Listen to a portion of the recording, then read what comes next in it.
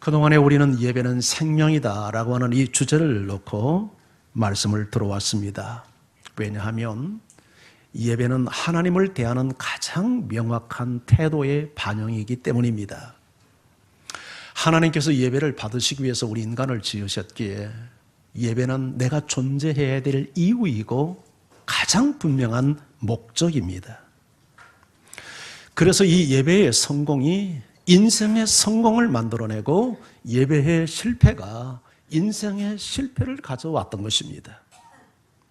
하나님의 사람 솔로몬은 예배를 드려서 하나님께 복을 받았는가 하면 엘리의 두 아들들은 예배를 멸시하다가 하나님의 진노를 받아 죽임을 당합니다.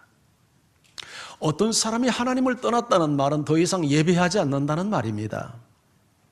여러분이 성현교회 교인이라는 말은 성현교회와 함께 하나님을 예배한다는 뜻입니다. 그런데 우리가 드리는 예배에는 두 종류의 예배가 있습니다. 하나님이 받으시는 예배와 받지 않는 예배. 회중으로 함께 모여 드리는 의식의 예배와 함께 또 삶의 현장에서 드리는 삶의 예배.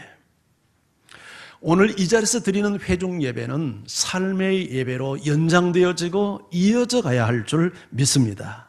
왜냐하면 우리는 세상에서 부름을 받았지만 다시 세상으로 보냄을 받은 우리는 사명자들이기 때문입니다.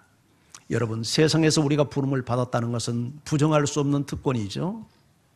하지만 다시 세상으로 우리가 보냄을 받았다는 것은 교회가 지녀야 될 중대한 사명인 것입니다.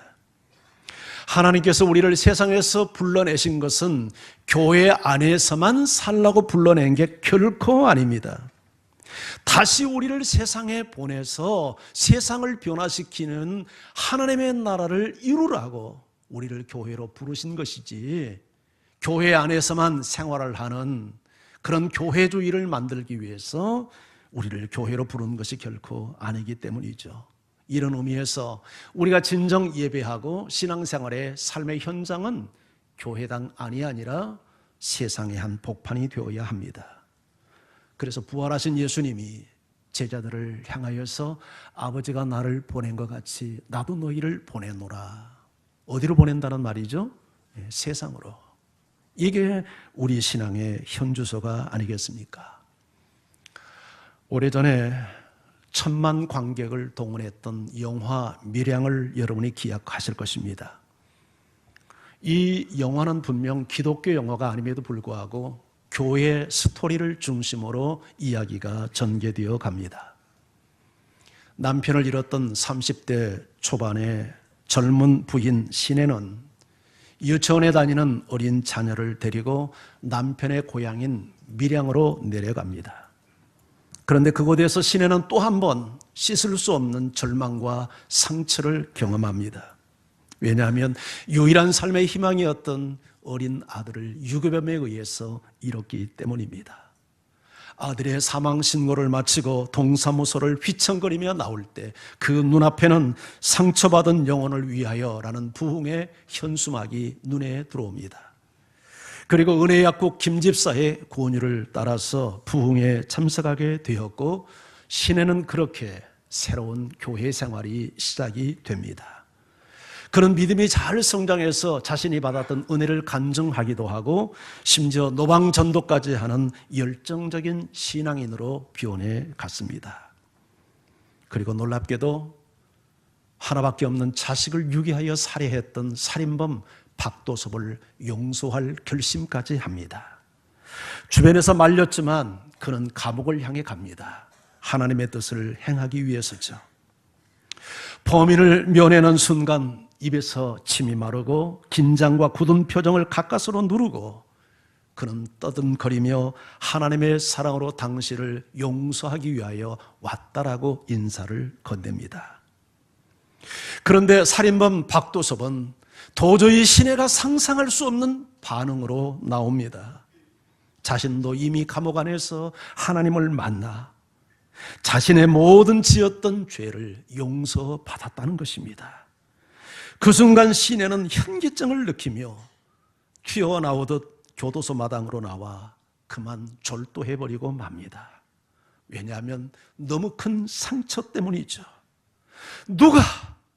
누가 도대체 내 허락도 없이 저 살인범을 용서할 수 있단 말인가?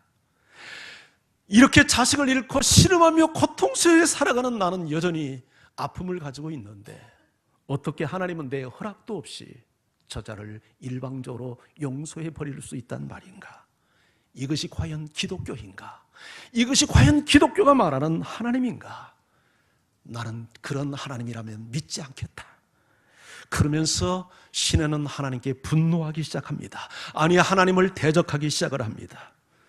그래서 어느 교회 야외예배 현장에 마이크를 끄고 앰프를 중단시키며 예배를 방해하고, 예배드리는 2층 교회의 창문에 돌멩이를 던져서 예배를 방해하고, 그리고 자기 교회 믿음 좋다는 강장로를 유혹해서 강장로를 넘어뜨리려 합니다. 강장로는 시내 유혹에 넘어가 시내를 품에 안고 들판 풀섭에서 눕습니다. 이때 시내가 하늘을 향하여 소리를 지릅니다. 보이냐고! 하나님을 향한 절규이며 하나님을 향한 빈정되는 말이었습니다. 물론 그것은 속으로 한 말이었겠지만 영화상 그렇게 표현을 하고 있는 겁니다. 강장로는 시내를 품에 안고 풀숲에 눕더니만 하나님이 보시는 것 같다며 그만 시내를 내려놓고 풀숲에서 일어서고 맙니다. 시내는 강장로를 범죄케 하여 하나님께 안갚음하려 했지만 그것마저 실패해버립니다. 그래서 또 다른 방법으로 하나님을 복수하기 시작합니다. 그것은 자신의 팔을 칼로 그어서 자살을 시도하는 일이었습니다. 그리고 또 하나님을 향하여서 외칩니다. 보고 있어? 보고 있느냐고. 그런데 웬일인지 신의 가슴 속에는 설명할 수 없는 죽음에 대한 공포와 두려움이 몰려오면서 사람 살리라고 외치며 방안을 뛰쳐나옵니다. 그렇게 하여 시내는 병원으로 실려나가고 나중에 정신과 치료까지 받습니다. 이 영화를 보는 사람의 입장에 따라서 느낌이 다르겠지만 제가 보는 입장에서 이 영화는 기독교의 고발 영화입니다. 특별히 유괴살인범 박도섭이 취한 행동은 과연 저것이 기독교인가에 대한 분노감까지 갖게 만듭니다. 얼마 전 한 지방 검찰청에서 근무했던 한 여검사가 몇 년 전 선배 검사로부터 성추행을 당했다고 공개적 고발을 했습니다.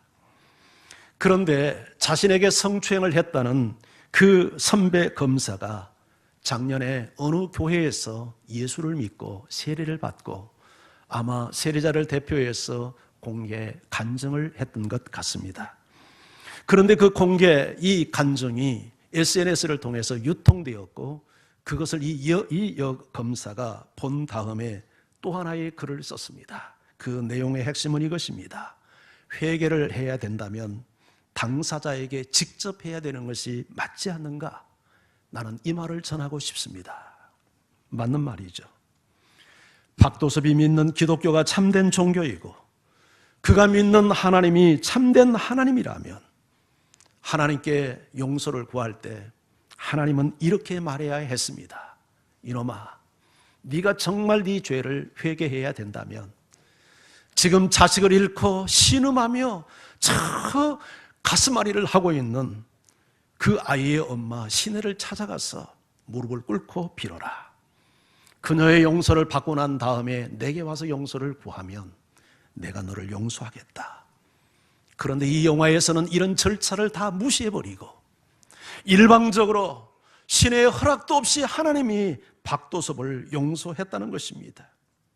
여러분, 이것은 기독교가 아닙니다. 이건 미신 종교에서도 일어날 수 없는 어처구니 없는 넌센스입니다. 이 밀양이 비치고 있는 묘사하는 하나님은 상식적인 하나님도 인간의 마음 하나 알아주지 못한 그런 기계 같은 하나님입니다. 여러분, 시내가 이런 하나님을 믿을 수 없다고 반발하고 대적하는 것은 너무나도 당연한 일일 것입니다. 박도섭이 진정 하나님을 만나 용서를 받은 그런 사람이 됐다면 시내가 그녀를 찾아왔을 때 그는 신의 앞에 무릎을 꿇고 나는 1000번 만번 죽어도 마땅한 죄인이니 나를 죽여달라고 했어야 옳습니다. 그것이 진정한 기독교인의 상식이요 하나님의 용서를 받은 자의 모습이요 그것이 참으로 회개하는 자의 모습일 것입니다. 그런데 박도섭이 믿는 기독교는 이런 상식적인 기독교가 아니었습니다. 박도섭이 믿는 이 하나님은 사람의 마음 하나 이해하지 못하는 상식이 없고 인격이 없는 기계 같은 하나님이었습니다. 그것은 박도섭이 꾸며낸 종교요, 그것은 지어낸 하나님에 불과하셨습니다. 하나님 앞에서 의식만 예배가 있고 의식적인 예배만 있고 삶이 없는 종교라면 그건 기독교가 아닙니다. 그건 하나님이 의도하는 신앙이 아닙니다. 삶의 예배 없이 의식의 예배로만 모든 예배가 끝난 예배라면 그건 거짓된 예배요, 참된 예배가 될 수 없습니다. 하나님은 아벨의 제사를 받기 전 아벨을 받으셨다 말씀했고, 가인의 제사를 거절하기 전에 가인을 거절하셨다 말씀합니다. 이 메시지가 우리에게 주는 교훈이 뭡니까? 예배 의식보다 중요한 건 예배자라는 말 아닙니까? 그렇다면 예배자가 중요하다는 것은 무엇을 근거한 것입니까? 예배 의식을 근거한 게 아니고 예배자의 삶을 근거하고 있지 않습니까? 예배의 삶을 살지 못하면서 이곳에 와서 아무리 의식으로서의 예배를 잘 드린다 해도 삶의 예배가 실패한 사람의 예배를 하나님은 받지 않는다는 사실을 아벨과 가인의 사건을 통해서 우리에게 말씀하고 있는 것입니다. 그렇다면 저는 설교자로서 여러분에게 질문하고 싶습니다. 오늘 이 자리에 오기 전 당신은 가정에서, 직장에서, 세상에서 어떤 삶을 살다 오셨습니까? 가정에서 예배자로서 남편의 역할을 성실히 감당한 예배자였습니까? 가정에서 예배자로서 아내의 역할을 성실히 감당하는 아내였습니까? 예배자로서 부모의 역할을 성실하게 감당하는 아버지였고 어머니였습니까? 예배자로서 세상 한복판 일터에서 일하는 직장인으로서 성실한 삶을 살다 오셨습니까? 예배자로서 세상에서 경건한 삶을 사는 예배자였습니까? 남을 배려할 줄 알고 예의를 지킬 줄 아는, 그리고 이웃을 섬기는 선한 이웃이었습니까? 가장 기본적인 질서, 법과 질서를 지키고 환경을 보호할 줄 아는 선한 시민이었습니까? 이런 기본기도 지키지 않으면서 예배한다는 것은 넌센스입니다. 그건 오히려 기독교에 대한 모욕일 수 있습니다. 그래서 오늘 성경은 너희 몸으로 하나님을 예배하라, 이렇게 우리에게 가르칩니다. 1절 성경을 우리 같이 한 목소리로 읽죠.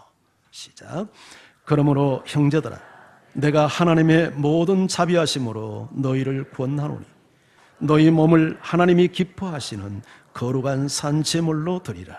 이는 너희가 드릴 영적 예배니라. 자, 너희 하나님은 너희 몸을 하나님이 기뻐하는 거룩한 산 제물로 드리라고 명령합니다. 우리는 그동안 예배를 배우며 예배는 마음으로 해야 되며 예배는 영으로 해야 된다고 들어왔습니다. 이것은 우리가 진실한 예배를 드려야 된다는 얘기입니다. 몸뚱아리만 놨다가는 껍질 예배가 아니라 내 내면의 인격과 영으로, 마음으로 하나님을 만나는 참된 예배자가 되어야 한다는 말씀이죠.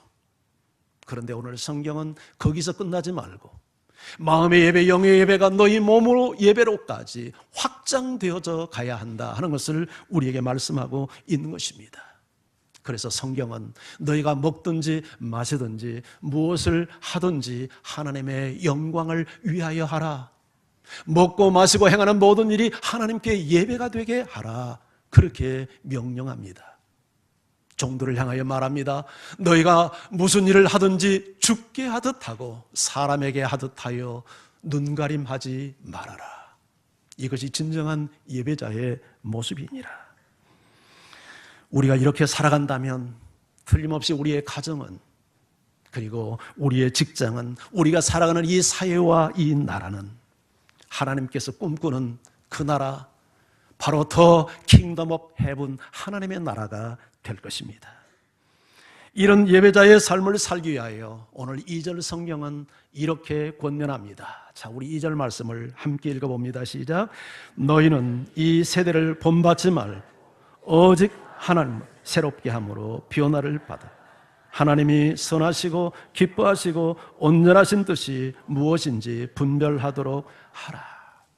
몸으로 하나님을 세상 가운데서 예배하기 위하여 이 세상을, 이 세대를 본받지 말라고 말합니다. 여기서 말하는 이 세대는 이 세상의 패턴, 가치, 유행, 형태, 습관, 이런 모든 것들을 의미합니다. 이 세상을 본받지 말고 오직 마음을 새롭게 함으로, 먼저 마음의 변화가 필요하다고 말합니다. 왜 마음의 변화가 필요합니까? 마음이 변화되어야 몸이 변화되기 때문입니다. 마음이 바뀌어져야 삶이 바뀌어질 수 있기 때문입니다. 그래서 먼저 마음을 바꾸라고 말합니다. 어떻게 바꿀 수 있습니까? 이건 하나님의 은혜로 바꿀 수 있고 진리로 바꿀 수 있습니다. 자, 마음을 새롭게 함으로 변화를 받아 하나님의 선하시고 기뻐하시고 온전하신 뜻이 무엇인지 분별하도록 하라. 이해하도록 하라. 우리가 어떻게 살아야 되는지를 네가 분명히 이해하도록 하라. 그렇게 명령하시고 말씀합니다. 이런 의미에서 회중 예배는 매우 중요합니다. 왜냐하면 회중 예배는 하나님의 뜻을 분별하고 깨닫는 소중한 시간이기 때문입니다. 회중 예배가 중요해요? 삶의 예배가 중요해요? 그 질문 자체가 의문입니다. 둘 다 소중합니다. 우리는 회중 예배를 통해서 하나님의 임재를 경험하고 아버지의 선하시고 기뻐하시고 온전하신 뜻을 깨달을 뿐만 아니라 그렇게 살아갈 수 있는 힘을 부여받고 세상에 나가서 삶으로 몸으로 하나님을 예배하며 살아갈 수 있기 때문입니다. 자, 그렇다면 삶의 현장에서 우리 몸을 가지고 어떻게 예배해야 할까요? 세 가지 적용을 여러분과 함께 나누기 원합니다. 그 첫 번째는 거룩한 삶을 살라는 것입니다. 오늘 1절 성경에 이렇게 말합니다. 너희 몸을 하나님이 기뻐하시는 거룩한 산 제물로 드리라. 이는 너희가 드릴 영적 예배니라. 우리 몸을 거룩하게 구별하여 하나님께 산 제물로 드리라고 말합니다. 여러분, 지금 우리가 살아가는 이 세상, 우리가 구별되어져야 될 이 세상은 어떤 세상입니까? 성경은 말합니다. 세상은 육신의 정욕과 안목의 정욕과 이생의 자랑을 추구하는 세상이라고요. 지금 전국에 산불처럼 번지고 있는 미투 운동, 법조계에서 시작이 돼서 문화계, 예술계, 교육계, 종교계까지 지금 온 나라가 이 미투 운동으로 세상을 놀라게 하고 있습니다. 성한 사람이 하나도 없구나 싶을 정도로 많은 사회적 인사들이 성추행과 성폭행에 연루되어 있습니다. 이런 세상에서 너희 몸을 거룩한 산 제물로 하나님께 드리라고 지금 우리에게 도전하고 있는 것입니다. 이것이 너희가 드려야 될 진정한 영적 예배다. 이곳에서만 의식으로서 드리는 것이 영적인 예배가 아니라 너희 몸을 거룩한 산 제물로 드리는 것이 하나님께 드려야 될 영적 예배다. 고린도전서 6장 18절 20절은 이렇게 거룩한 삶을 살 것을 명령합니다. 자, 같이 한 목소리 읽어볼까요? 시작.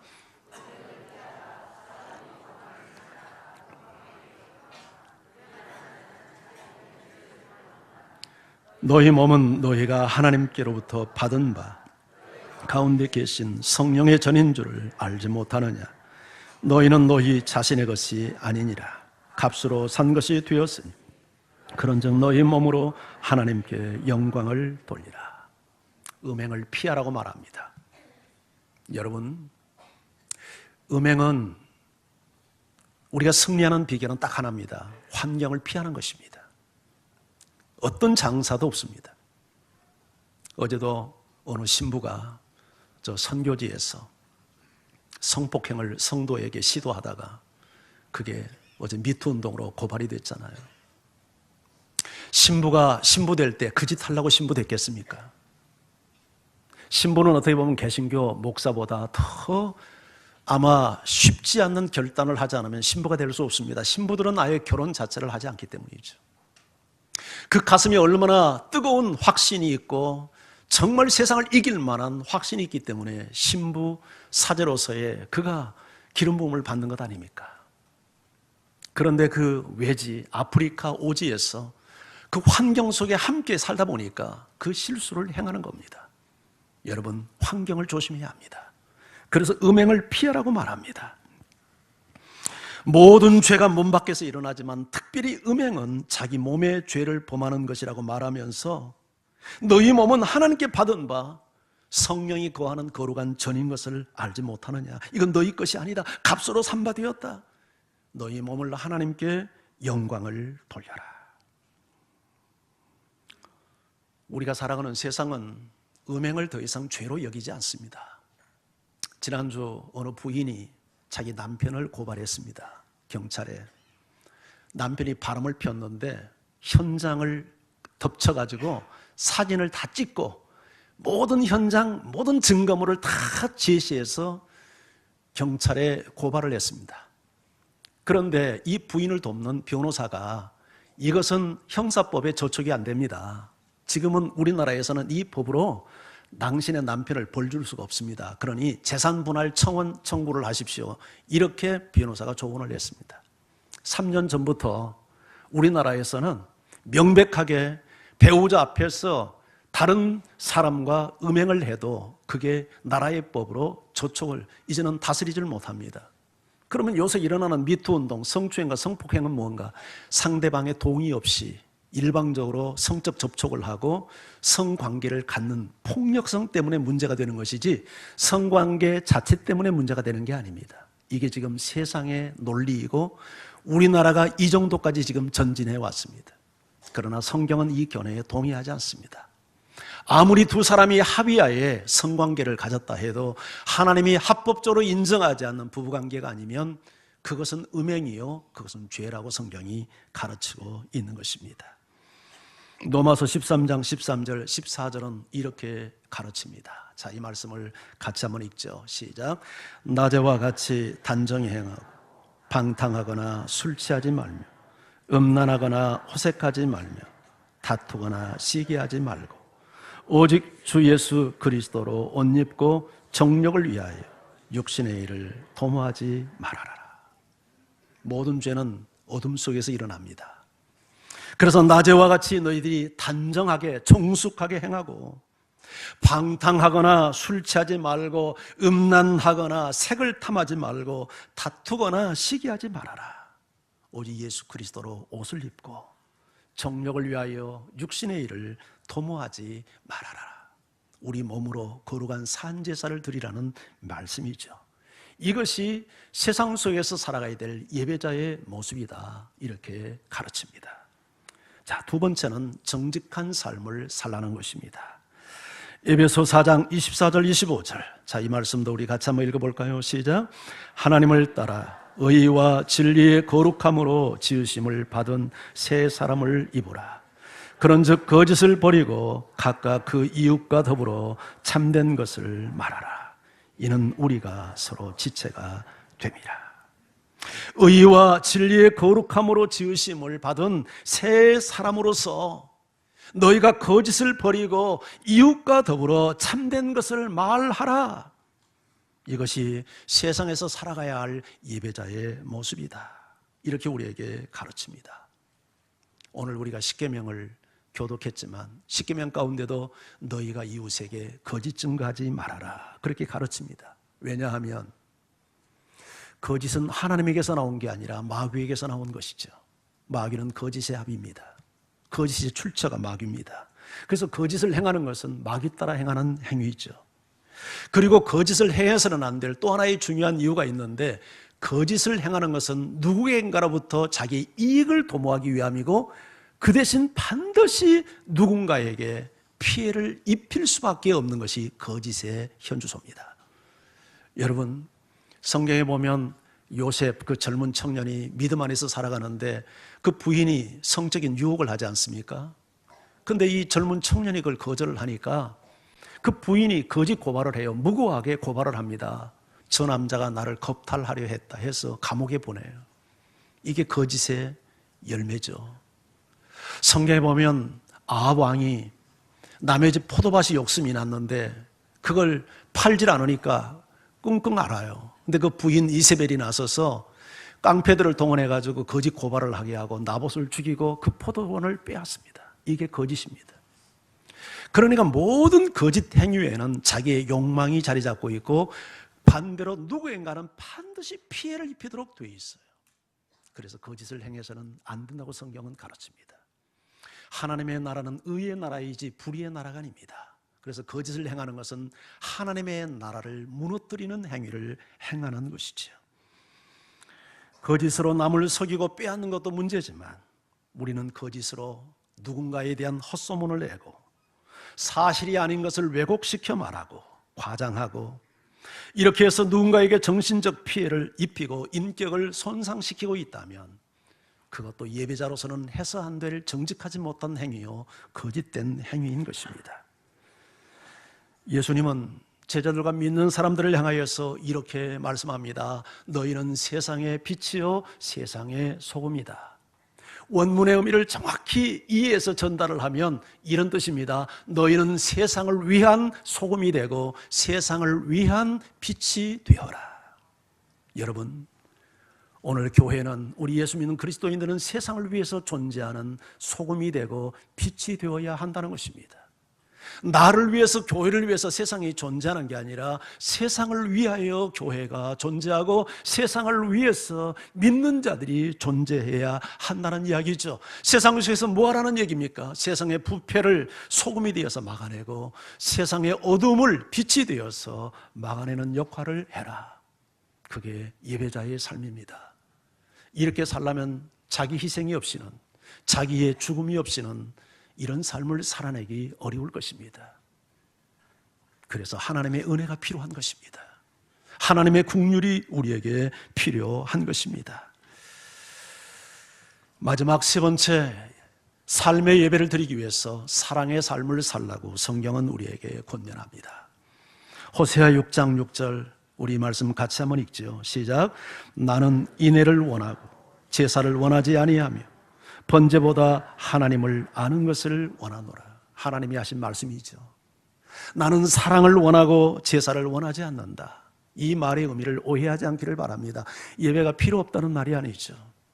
그러나 너희가 정말 세상을 살아가면서 인애를 잃어버리고 아무리 여기 모여서 예배한들 그 예배가 무슨 의미가 있냐?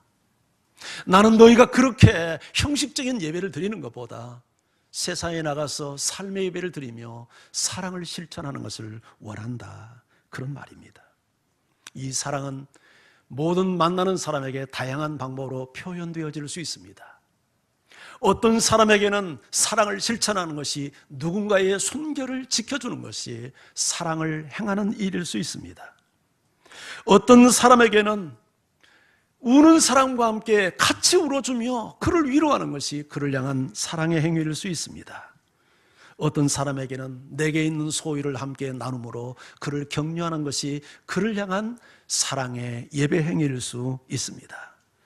초대교회는 자기 물건을 서로 통용했고 재산과 소유를 팔아서 가난한 사람들의 필요를 채웠다고 말합니다. 그것이 그들이 실천할 수 있는 사랑의 행위였기 때문입니다. 한 중년 남자가 회사에 다니다가 산재를 당해서 한쪽 팔을 잃었습니다. 가장으로서 놀 수 없었기 때문에 한쪽 손을 가지고 손수레를 구입해서 거기에 과일을 싣고 다니며 과일 장사를 시작을 합니다. 그런데 어느 날 한 부인이 오더니 10,000원어치 과일을 사는데 그 과일 중에서도 가장 못생기고 작고 흠집난 것만을 골라서 담는 겁니다. 처음 보는 일이었습니다. 대부분 사람들이 오면 이 과일, 저 과일 집었다 넣었다 좋은 과일을 담는데 그 여자는 좀 이상한 여자였습니다. 뭘 잘 모르는가 보다. 그런데 얼마 후에 그 부인이 또 나타났습니다. 이번에도 똑같이 못생기고 흠집나고 맛없어 보이는 과일만 골라 담는 겁니다. 그래서 답답하게 느낀 과일 주인이 좋은 과일을 골라주면서 이걸 담으세요. 이게 맛있는 과일입니다. 이렇게 권했습니다. 그랬더니 그 부인이 그 과일 사장을 바라보면서 이렇게 말합니다. 사장님, 나도 참 세상을 힘들게 사는데 사장님도 세상을 힘들게 사는 것 같군요. 한쪽 팔을 잃은 장애를 입은 사장을 보면서 했던 말입니다. 나는 이 과일이 좋습니다. 사장님이 권하는 좋은 과일은 다른 분에게 파세요. 여러분, 우리 예수 믿는 사람이 세상에서 사랑을 실천한다는 것이 예수님처럼 십자가에 내 생명을 내어주는 것만이라고 생각하지 않습니다. 어쩌면 이 부인처럼 정말 힘들게 살아가는 한 사람의 마음을 이해하고 그를 배려하며 작은 것을 섬길 줄 아는 그 작은 희생이 하나님께서 요구하는 삶의 예배요, 우리가 실천해야 될 사랑의 행위가 아닐까요? 어떤 집사님은 시장에 가서 이 물건 저 물건 사다 놓고 그러다가 누군가가 그 물건이 필요한 것처럼 보이면 그 물건을 배달합니다. 참 특별한 은사를 가진 분이라고 생각을 합니다. 어떤 권사님은 성도들 가운데 누가 몸이 아프다고 하면 죽을 끓여가지고 찾아가서 이거 먹고 힘 좀 내요, 격려해주곤 옵니다. 어떤 지체는 나이가 들어서 외롭게 살아가는 그런 노인들을 찾아가고 혼자 사는 분들을 찾아다니면서 힘내요, 격려해주고 손잡아주고 기도해주곤 옵니다. 어떤 직분자는 주일이면 하루 종일 교회를 서성이며 만나는 사람들에게 손을 잡아주고 등을 두들기면서 격려해줍니다. 어떤 지체는 주일날 무거운 얼굴로 뭔가 근심 걱정을 띤 얼굴을 보면 가서 등을 두들기며 격려해주면서 주님의 사랑으로 힘을 내라고 권면합니다. 사랑하는 성도 여러분, 이것이 우리가 삶의 현장에서 드려야 될 삶으로서의 예배의 모습이 아닐까요? 가장으로서 자신의 역할을 성실하게 감당하면서도 아내를 이해하고 아내를 배려할 줄 아는 따뜻한 마음을 가진 남편, 가족을 위해서 하루 종일 회사에서 지친 몸을 가지고 집에 돌아오는 남편을 편안하게 환한 얼굴로 맞으며 쉼을 허락할 줄 아는 아내, 그리고 너무나도 소중한 선물 사랑하는 자녀들을 사랑과 진리로 양육하는 엄마와 아빠, 부모에게 그 은덕을 알고 효도할 줄 알고 형제와 우애할 줄 아는 믿음의 가족들,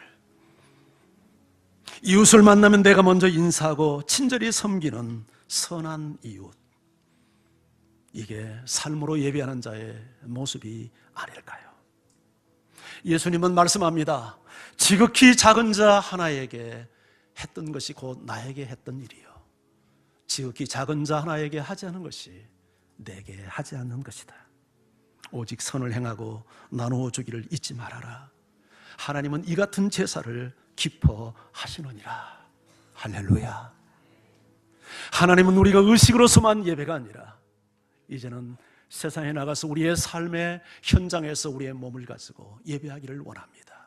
어떻게 해요? 거룩한 삶을 살면서, 어떻게 해요? 정직한 삶을 살면서, 어떻게 해요? 사랑의 삶을 살면서. 그리할 때 우리 하나님이 세상 가운데서 영광을 받으실 것이고 우리는 너야말로 참된 예배자구나, 하나님의 인정을 받게 될 줄 믿습니다. 우리 찬양하면서 주 앞에 나갑니다.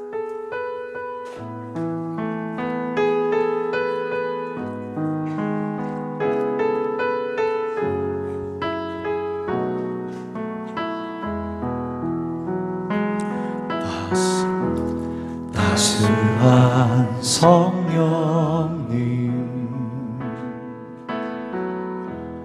말로 보내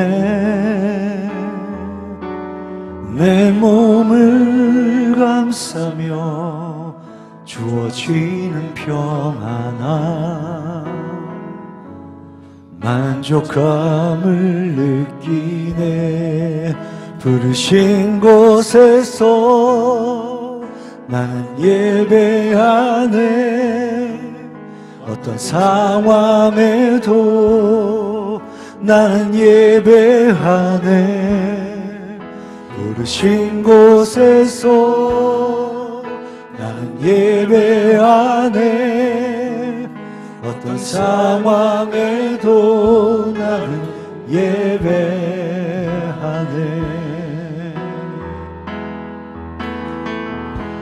사랑과 진리에 한 줄기 빛보네. 내 몸을 감싸며 주어지는 평안, 그 사랑을 느끼네. 부르신 곳에서 난 예배하네. 어떤 상황에도 나는 예배하네. 부르신 곳에서 나는 예배하네. 어떤 상황에도 나는 예배하네. 내가 걸어갈 때 길이 되고 살아갈 때 삶이 되는 그곳에서 예배하네.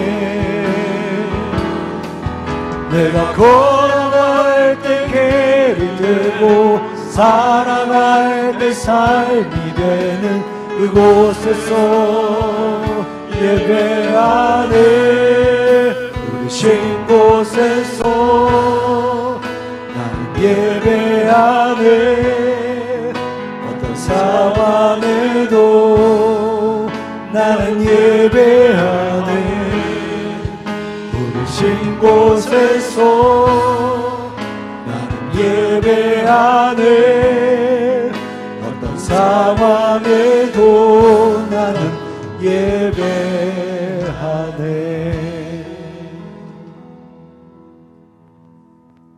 사랑하는 성도 여러분, 하나님은 우리를 예배자로 불러주셨습니다.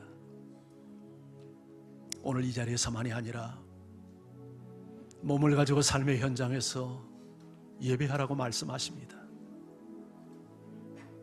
내가 처한 환경이 어떠하든지 그곳에서 하나님을 예배하라고 말합니다. 어떻게 예배할 수 있을까요? 거룩한 삶을 살라고 말합니다. 어떻게 예배할 수 있을까요? 거짓을 버리고 하나님과 사람 앞에 정직한 삶을 살라고 말합니다. 어떻게 예배할 수 있을까요? 사랑을 실천하며 예배하라고 말합니다. 하나님, 이런 삶은 내 힘으로는 불가능합니다. 힘을 주십시오. 제가 진정 하나님이 찾는 그 예배자 되기를 원합니다. 내가 참으로 하나님을 예배할 수 있도록 이 시간도 성령을 부어 주십시오.